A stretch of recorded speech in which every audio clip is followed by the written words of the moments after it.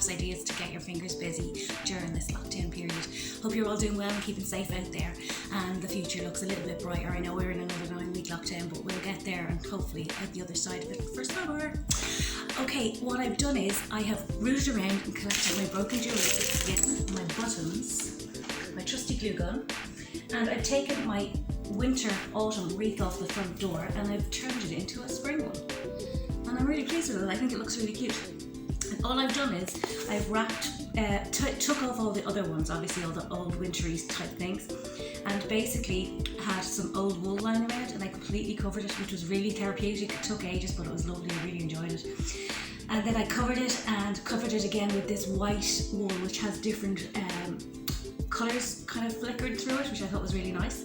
And then if you can notice then that I've done some flowers with the buttons down here and down here.